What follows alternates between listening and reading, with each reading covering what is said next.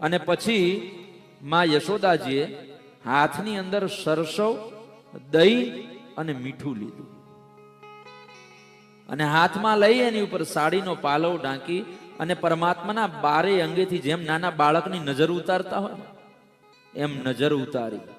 અને એ નજર ઉતારતી વખતે માં યશોદાજી જે સ્તોત્રનો પાઠ કર્યો એનું નામ છે પૂતના કવચ.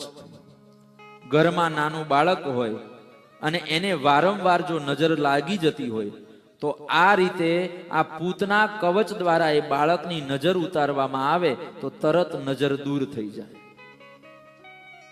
અવ્યાગ્રજો ગ્રીમણિમાં સ્તવ જાનવથો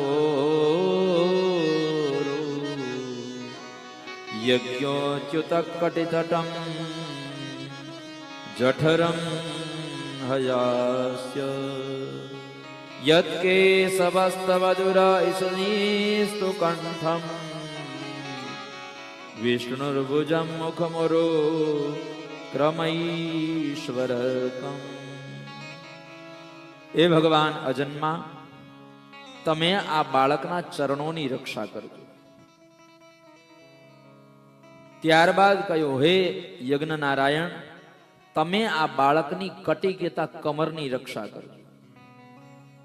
હે મણિબંધનને ધારણ કરનાર પરમાત્મા, તમે આ બાળકની જાનોનું રક્ષણ કરજો. એ ભગવાન કેશવ, તમે આ બાળકના કેસનું સંરક્ષણ કરજો.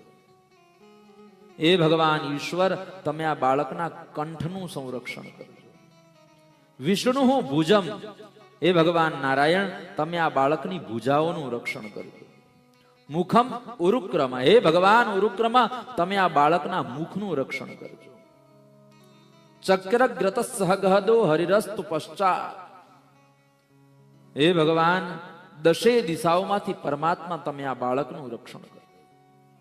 ઇન્દ્રિયાણી ઋષિકેશ પ્રાણ નારાયણો વતુ, હે ભગવાન ઋષિકેશ, તમે આ બાળકની ઇન્દ્રિયોનું સંરક્ષણ કરજો. માં યશોદાજી કહે, હે ભગવાન નારાયણ, તમે આ બાળકના પ્રાણનું રક્ષણ કરજો.